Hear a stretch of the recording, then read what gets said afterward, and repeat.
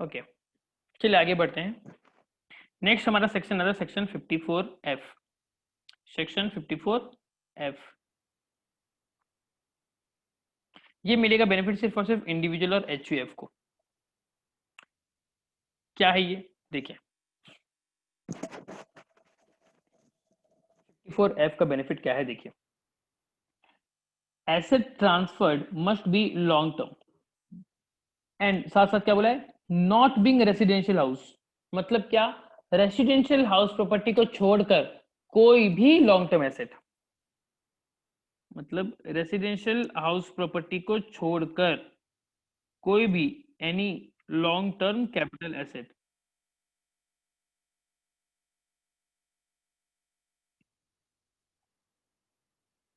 ठीक है।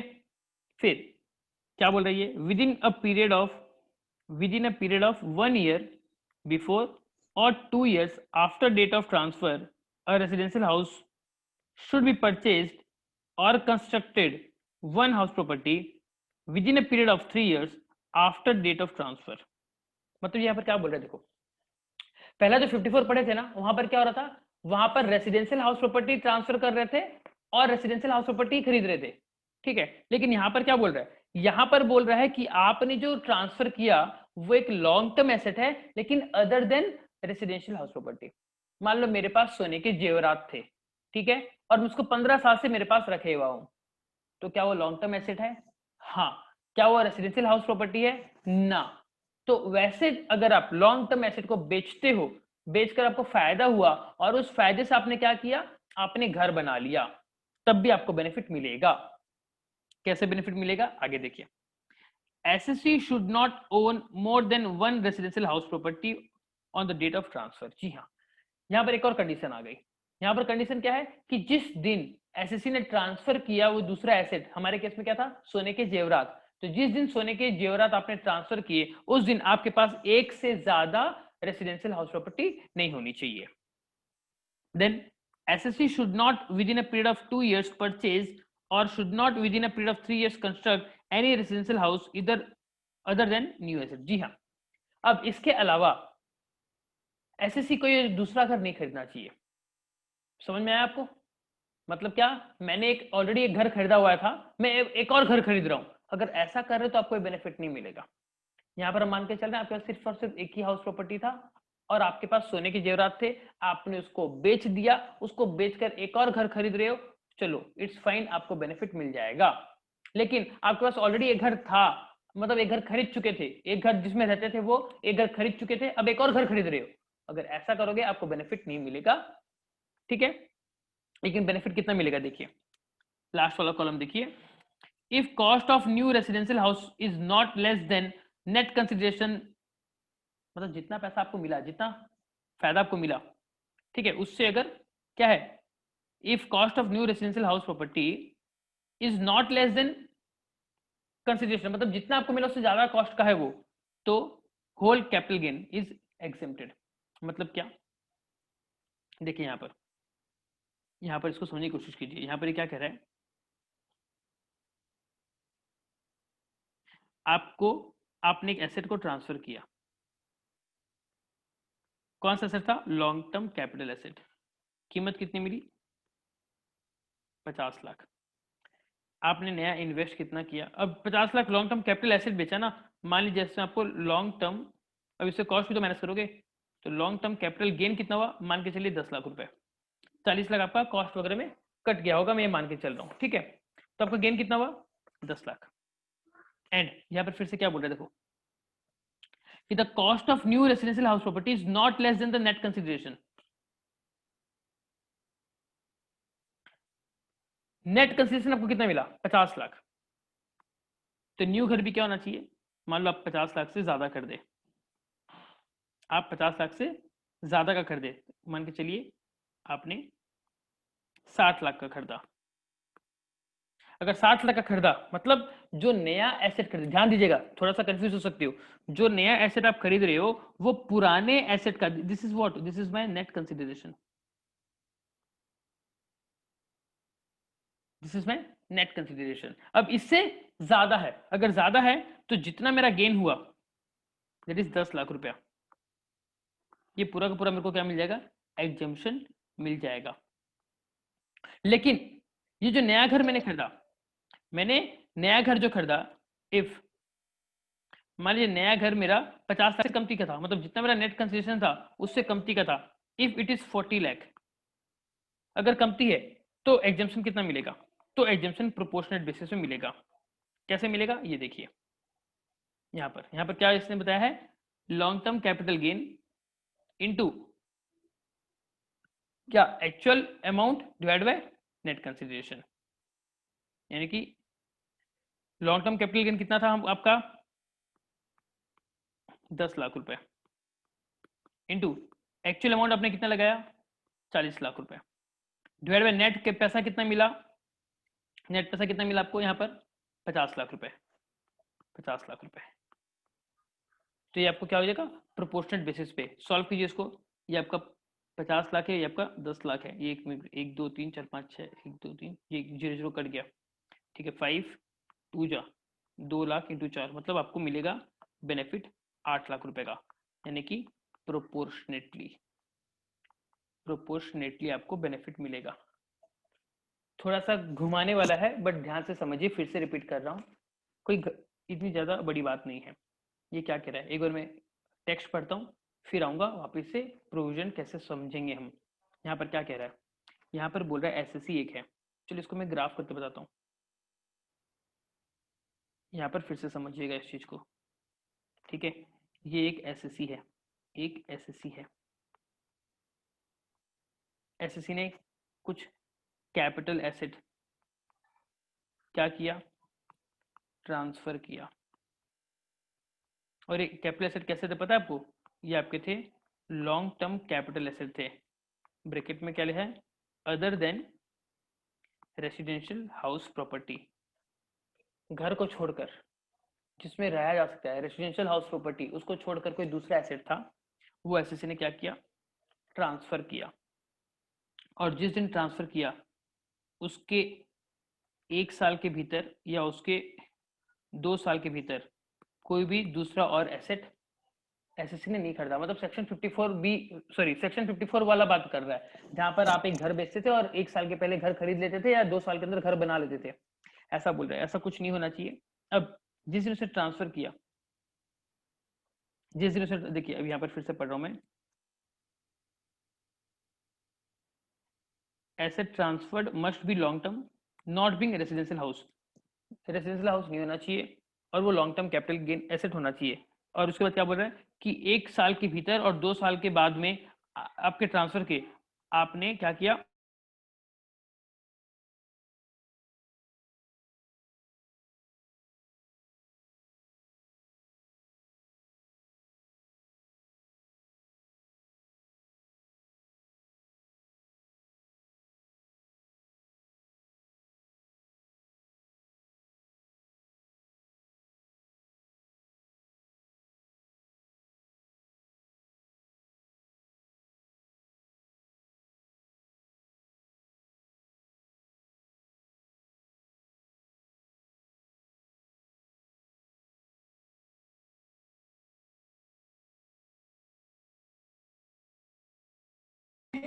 सर आपका आवाज नहीं आ रहा है।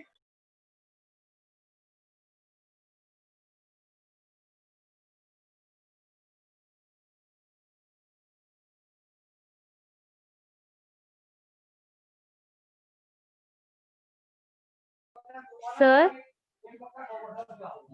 आपका आवाज नहीं आ रहा।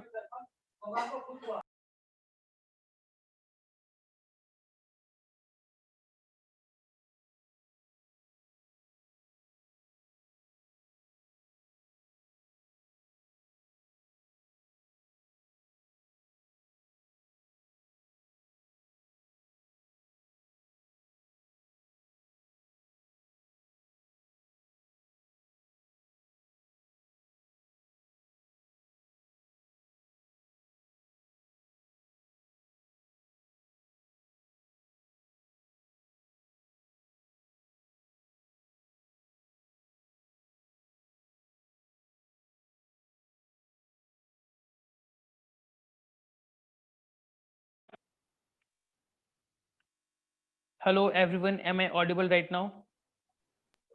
Yes, sir. Yes, sir. तकनीकी खामियां के लिए हम आपसे क्षमा चाहते हैं, हो सके तो हमें माफ कर देना।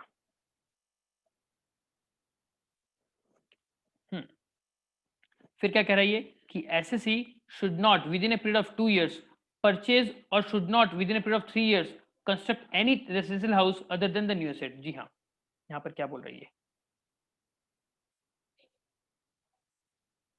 इसी पीरियड में, मतलब क्या, इस पीरियड के अंदर, 2 साल के अंदर वाला पीरियड या 3 साल के अंदर वाला पीरियड, ये एक हाउस तो उसने ले लिया, इसके अलावा कोई दूसरा और नहीं होना चाहिए। समझ में आ गया आपका? एक एसएससी है जिसने कैपिटल एसेट ट्रांसफर किया, कैपिटल एसेट कैसा था, लॉन्ग टर्म कैपिटल एसेट था other than residential house property. तो फॉर एग्जांपल हम लेके चलते हैं गोल्ड, उसके पास गोल्ड था, उसने उसको ट्रांसफर किया, ट्रांसफर करके उसको क्या हो गया, उसको गेन हो गया। अब वो क्या करेगा उस गेन से, वो 1 साल के पहले जिस दिन उसने ट्रांसफर किया, 1 साल के पहले एक नया घर खरीद लिया होगा, या फिर जिस दिन ट्रांसफर किया उसके 2 साल के अंदर वो क्या करता है, एक नया घर खरीद लेता है। अगर नहीं खरीद पाता तो 3 साल के अंदर वो क्या करेगा, एक नया घर कंस्ट्रक्ट कर लेगा, एक नया घर कंस्ट्रक्ट कर लेगा। साथ ही साथ ये बोला गया है कि ये जो 2 साल का पीरियड है और ये 3 साल का पीरियड है, इसमें ये जो एक हाउस उसने बनाया या खरीदा, उसके अलावा कोई दूसरा नहीं होना चाहिए। क्या आपको कहानी समझ में आई, सिचुएशन समझ में आया आपको? अब आगे देखिए, बेनिफिट कितना मिलेगा। बेनिफिट ये कहता है कि मान लीजिए जो घर आपने बेचा, जो ट्रांसफर आपने किया, दिस इज द ट्रांसफर, ठीक है। अब ध्यान दीजिएगा, ये ट्रांसफर से अगर आपको पैसे मिले 50 लाख रुपए, ठीक है, ये ट्रांसफर से आपको पैसे मिले 50 लाख रुपए, और मान लीजिए कि यहाँ पर आपका कोई ट्रांसफर का खर्चा नहीं था, तो यही आपका नेट कंसिडरेशन भी है, ठीक है। अब आपने जो नया घर खरीदा, वो नया घर अगर आपका जो ओरिजिनल नेट कंसिडरेशन था that is 50 lakh, original net consideration से अगर आप ज्यादा में अगर आप खरीदते हो, ठीक है, आपको पैसा कितना मिला, 50 लाख रुपए। आपने अगर ज्यादा में खरीदा, जितना आपको पैसा मिला उतना पैसा आपने नए एसेट में लगा दिया, जैसे ज्यादा पैसा आपने अगर नेट एसेट में लगा दिया है, तो भैया जितना आपका कैपिटल गेन हुआ था, कितना हुआ था, हमारे इस केस में 10 लाख, तो सारा का सारा माफ कर देंगे, सारा का सारा आपका एग्जेम्प्ट हो जाएगा।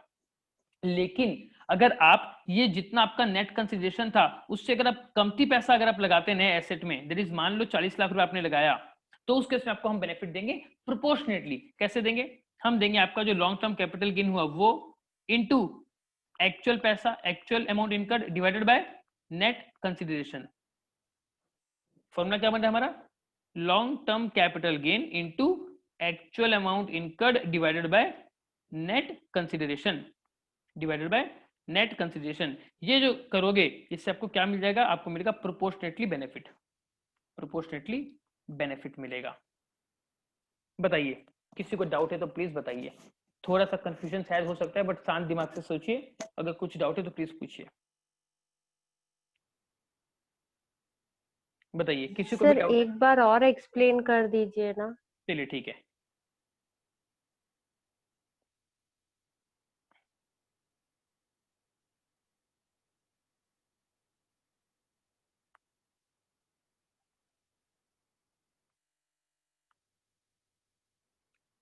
सारे लोग मूड बना के आ जाओ।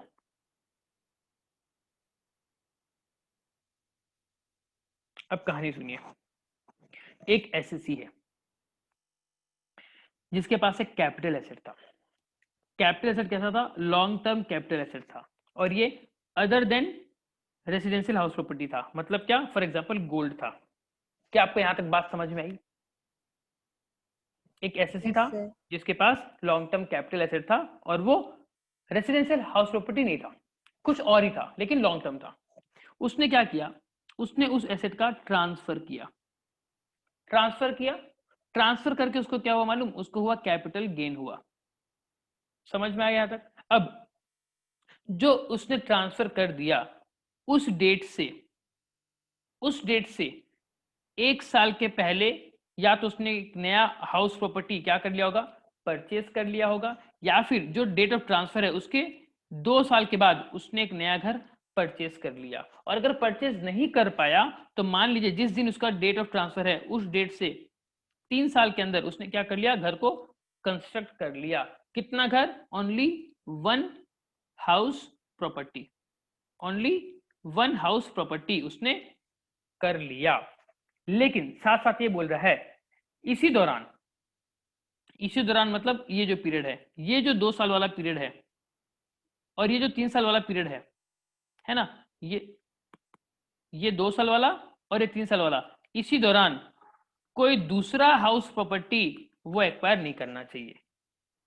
अगर एक्वायर कर लेगा तो फिर उसको बेनिफिट नहीं मिलेगा, अगर नहीं करता है तो उसको बेनिफिट मिलेगा। क्या आपको यहां तक बात समझ में आई, हाँ या ना, बताइए। जी सर। सर ये 1 ईयर परचेस में थोड़ा समझा दीजिए। ठीक है, डेट आज है 1 जनवरी 2018। आज के दिन मैंने घर को बेच दिया, मैंने ट्रांसफर कर दिया। अब तुम खुद सोचकर बताओ कि तुम अगर कोई घर बेच रहे हो फॉर एग्जाम्पल, तो तुम क्या करोगे, पहले एक नया घर अपने लिए खरीदोगे फिर ना कोई दूसरा घर बेचोगे, हाँ या ना? Yes sir. यूजुअली आप एक बैकअप रखोगे ना, वरना आप कहाँ जाओगे। तो यहाँ पर ये बोल रहा है जिस दिन आपने बेचा उसके 1 साल पहले, मतलब क्या, 1/1/2019, सॉरी 2017, ये जो पीरियड है, ये जो पीरियड है ना, इस पीरियड में कहीं पर भी आपने वो नया हाउस प्रॉपर्टी क्या कर लिया होगा, परचेस कर लिया होगा। और अगर नहीं किया तो चलो आने वाले 2 साल में, यानी कि 1/1/2020, इन 2 साल में, ये आपका 1 ईयर है, ये आपका 1 ईयर है, ये आपका 2 ईयर है, इन 2 साल में कहीं पर भी आप एक घर, एक हाउस प्रॉपर्टी आप क्या कर लो, परचेस कर लो। अगर नहीं करते हो, आपको बना बनाया नहीं मिला, आप खुद अगर बनाना चाहते हो तो भैया चलो ठीक है, आप यहां से जिस दिन डेट ऑफ ट्रांसफर है यहां से आप 3 साल तक, यानी कि 1/1/2021, आपका डेट क्या था, 18, 18 + 3 21, 2021 तक, इस डेट में, मतलब इन 3 सालों में आप क्या कर लो, वो जो एक हाउस प्रॉपर्टी है आप उसको कंस्ट्रक्ट कर लो, ठीक है।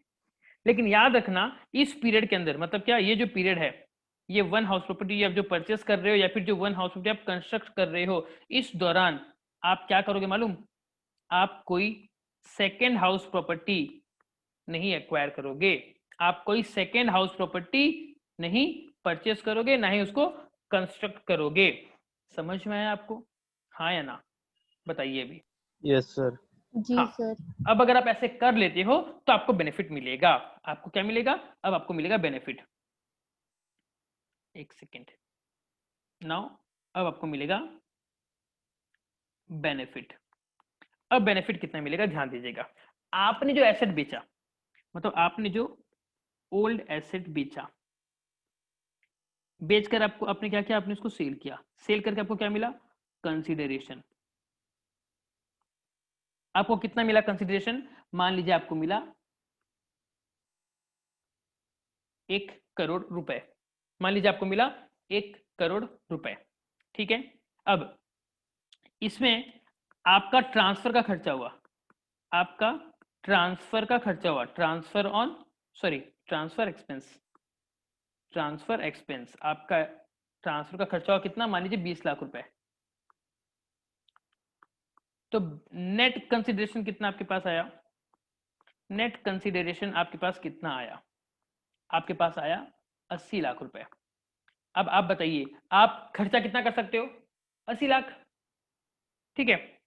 तो यहां पर इसने कहा कि अगर आप 100% ऑफ योर नेट कंसिडरेशन जो आपको मिला, अगर आप उसको यूटिलाइज कर ले रहे हो, किसमें, टू एक्वायर न्यू एसेट, तो हम आपको क्या करेंगे, आपका देखो आपका 80 लाख आपके पास हाथ में बचा और आप पूरा 80 का 80 लाख खर्चा कर दिए, तो बेनिफिट तो आपको पूरा मिलना चाहिए ना। तो आपको बेनिफिट कितना मिलेगा, तो आपको बेनिफिट भी मिलेगा पूरा 100% of capital gain, 100% of capital gain, यानी कि हमारा इस केस में कैपिटल गेन कितना हुआ हम तो निकाले नहीं है। ये जो मैं एग्जांपल लिए हैं 80 लाख रुपए तो नेट कंसिडरेशन है, ठीक है। तो चलो इसको मैं थोड़ा सा और आगे बढ़ाता हूँ, एक बार के लिए ना इस चीज को हटा देता हूँ मैं, इसको थोड़ा सा और सॉल्व करता हूँ तो आपको और अच्छे से समझ में आएगा, ठीक है। अब इससे मैं क्या माइनस करूंगा, ये तो मेरा लॉन्ग टर्म एसेट है तो इससे माइनस करूंगा इंडेक्स कॉस्ट ऑफ एक्विजिशन, मान लीजिए वो आपका हो गया 60 लाख रुपए, वो माइनस करेंगे। फिर माइनस क्या करेंगे, इंडेक्स कॉस्ट ऑफ इंप्रूवमेंट, मान लीजिए वो आपका हो गया 10 लाख रुपए। तो आपका लॉन्ग टर्म कैपिटल गेन कितना आ गया, 10 लाख रुपए। क्या आपको यहां तक बात समझ में आई, हाँ या ना, फटाफट बताइए। जी सर। हाँ, अब ये बोल रहा है, यस सर। अब बोल रहा है बेनिफिट कितना मिलेगा। आप देखिए नेट कंसिडरेशन कितना है 80 लाख, कैपिटल गेन कितना है 10 लाख, मैं इसको यहां पर लिख लूं। अब आपने नया इन्वेस्ट किया, मान लीजिए पहला केस में आपने कितना आप खर्चा कर सकते हो, जितना पैसा आपके पास आया, 1 करोड़ में बेचा, 20 लाख खर्चा हो गया, नेट आपके हाथ में कितना बचा 80 लाख। आप जमा कितना कर सकते हो, 80 लाख पूरा जमा कर सकते हो, मतलब नया एसेट खरीद सकते हो 80 लाख में, एक नया घर खरीद सकते हो 80 लाख में। या फिर आप क्या कर सकते हो, आप 1 करोड़ में खरीद सकते हो, आप 1 करोड़ में खरीद सकते हो, या फिर आप कमती में खरीद सकते हो, मान लो आप 40 लाख में कर दे। ये 3 सिचुएशन हो सकता है ना, इसके अलावा तो कोई सिचुएशन हो नहीं सकता, हाँ या ना बताइए। जब आपने नया इन्वेस्ट किया आप सर। ये 3 चीजें कर सकते हो।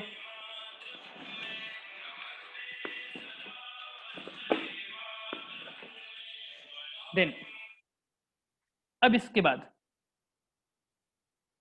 बेनिफिट, ये बोल रहा है कि अगर आपने जो नया इन्वेस्टमेंट किया वो नया इन्वेस्टमेंट अगर आपका नेट कंसिडरेशन से ज्यादा है, अब मैं यहां पर नेट कंसिडरेशन लिखता हूं, नेट कंसिडरेशन, ठीक है। कितना था आपका नेट कंसिडरेशन 80 लाख रुपए, 80 लाख रुपए, ठीक है। अब बताइए क्या आपका नेट, क्या आपका net consideration is greater than new investment, yes और नो बताइए। यहां पर तो कोई फर्क नहीं पड़ना, यहां पर वेट मैं दूसरा उल्टा बोल दिया, is your net investment is greater than net consideration, यहां पर यस और यहां पर नो। क्या आपको यहां तक समझ में आया, जी क्या सर। हाँ। तो बेनिफिट कितना मिलेगा, ये बोलता है कि अगर आपका नेट इन्वेस्टमेंट अगर कंसिडरेशन से ज्यादा है तो आपको बेनिफिट कितना मिलेगा 100%। तो यहां पर कितना मिलेगा 100%, और यहां पर जहां पर उतना नहीं है 100% नहीं है, वहां पर कितना मिलेगा, वहां पर मिलेगा long term capital gain into amount invested divided by net consideration, long term capital gain into amount invested divided by capital gain, इतना आपको बेनिफिट मिलेगा। तो यहां पर अब बेनिफिट का अमाउंट लिखता हूं मैं, यहां पर कितना हो जाएगा 100% ऑफ कैपिटल गेन, यानी कि कितना कैपिटल गेन 10 लाख रुपए, यहां पर पूरा पूरा 10 लाख का बेनिफिट मिल जाएगा। यहां से समझ में आपको, जी सर। हाँ। बाकी दो में क्या होगा, देखिए बाकी दो में हम फॉर्मूला लगाएंगे, क्या प्रोपोर्शनेटली निकालेंगे benefit. Long term capital gain कितना हुआ आपका 10 लाख रुपए, अमाउंट इन्वेस्टेड कितना किया आपने, अमाउंट इन्वेस्ट कितना किया आपने 80 लाख रुपए, अमाउंट इन्वेस्ट 80 लाख रुपए, और नेट कंसेशन कितना मिला था 80 लाख रुपए। तो ये 80 लाख कट जाएगा तो बेनिफिट कितना मिलेगा 10 लाख रुपए। और यहां पर कितना मिलेगा थर्ड वाले केस में, लॉन्ग टर्म कैपिटल गेन कितना था 10 लाख रुपए, अमाउंट इन्वेस्ट कितना किया आपने 40 लाख, नेट पैसा कितना मिला था, अच्छा मैं फॉर्मूला गलत लिख देना, ये आपका होगा नेट कंसिडरेशन, नेट आपको कितना मिला 80 लाख रुपए, यानी कि 1/2 50%, तो 10 लाख का 50% यानी कि 5 लाख, तो यहाँ पर आपको बेनिफिट कितना मिलेगा 5 लाख का। तो 10 लाख 10 लाख 5 लाख ये आपको बेनिफिट मिलेगा इस सेक्शन के हिसाब से, समझ में आपको, है ना, यहाँ पर थोड़ा सा कंफ्यूजिंग है, थोड़ा सा कॉम्प्लेक्स है ये बेनिफिट वाला पार्ट, बट उम्मीद करता हूँ आपको समझ में आया होगा। Still you have doubt, then please ask me. कुछ डाउट है तो प्लीज पूछिए। नहीं है सर। पक्का? No sir. Okay, no sir. Fantastic. तो ये था हमारा। आप लोग को स्क्रीनशॉट लेना, ले लीजिए। कौन कौन सा स्क्रीनशॉट लेना चाहोगे आप लोग, बताइए मेरे को। सबसे पहले तो आपने ये, तो चलो मैं आपके साथ शेयर कर दूंगा। हाँ, आप लोग ले लीजिए स्क्रीनशॉट। कहाँ गया वो, ये वाला पार्ट था शायद। हाँ, आप यहाँ से कीजिए तो आपको समझ में आएगा। लिख लिए सर। आप लिख चुके हो क्या? लिखे तो बहुत बढ़िया, वेरी गुड। ये वाला पार्ट भी लिख लिया क्या, ये जो हम सॉल्व किए अभी टेबल बना के? यस जी सर। सर। चलो ठीक है, आप लोग बहुत स्मार्ट हो। अब चलिए लास्ट वाला पार्ट बचा है, उसको खत्म करके आज की क्लास को वाइंड अप करते हैं। सिर्फ लास्ट बेनिफिट बचा है, लास्ट बेनिफिट 54 ई 54 ई ई सेक्शन 54 ई। क्या है ये, क्यों है ये, क्या खबर, हाँ मगर जो भी है बड़ा अच्छा लगता है। देखिए क्या कह रहा है ये बेनिफिट मिलेगा किसको? एनी एसएससी, कोई भी एसएससी हो उसको ये बेनिफिट हम दे देंगे। एनी एसएससी क्या है इसके अंदर? Asset transfer must be long term capital asset. जो एसेट ट्रांसफर होना चाहिए वो लॉन्ग टर्म कैपिटल एसेट होना चाहिए। और कब करोगे? Within a period of 6 month. आप क्या करोगे? After the date of transfer, जिस दिन ट्रांसफर हुआ उसके 6 महीने के बाद आप क्या करोगे? The capital gain must be invested in specified security. जैसे आपका था ना वो स्पेसिफाइड बॉन्ड, हम ऊपर पढ़े थे, डिट्टो वैसे ही स्पेसिफाइड सिक्योरिटी में अगर इन्वेस्ट करते हो तो आपको बेनिफिट मिल जाएगा। और सेम चीज, अमाउंट इन्वेस्ट जितना किए या फिर 50 लाख मैक्सिमम एक फाइनेंशियल ईयर में, दैट्स इट। जैसा हमारा ये पॉइंट था ना, ये वाला पॉइंट 54 ईसी, 54 ईसी बॉन्ड के लिए था, और ये आपका ई सिक्योरिटी के लिए, ये आपका सिक्योरिटी के लिए, बाकी सब कुछ सेम है। समझ में आ गया आपको? जी सर। तो चलिए ये खाली ध्यान रखिएगा, ये जो पहला पहला पार्ट था, फर्स्ट आपका जो था आपका, ये तो रेसिडेंशियल हाउस प्रॉपर्टी था। This is your transfer of residential house property 54। 54 B क्या था आपका? Transfer of urban agricultural land. 54 D क्या था आपका? Compulsory acquisition of land and building. 54 E C क्या था आपका? Investment in notified bond. 54 E क्या है? Investment in specified security, investment in specified security, ठीक है। और 54 एफ अभी भी हमने पढ़ा, वो क्या था आपका? वो था आपका transfer of long term capital asset other than residential house property and investment in residential and investment in one residential house property, ये वो है, ठीक है। तो चलिए आज की क्लास वाइंड अप करते हैं, कल फिर मिलेंगे। Okay sir. देन, हाँ बोलो। सर एक बार ब्लैंक स्क्रीन दिखाइए ना। Blank screen, which one?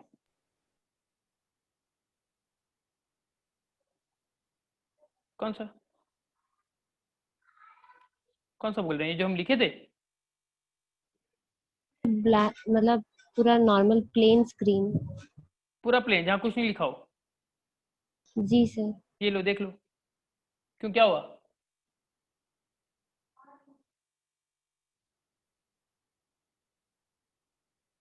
ये आप क्या बना रहे हो?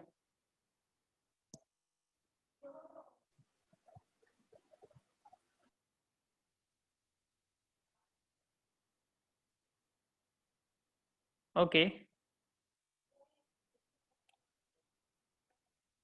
और स्पेस नहीं है सर। अब थैंक यू आप सो ये मच, केक को काट के खा लीजिए virtually. Thank you so much, this is the cake happy teachers day sir. Thank you so much. Okay okay thank you sir. चलो bye bye, thank you sir. Most welcome.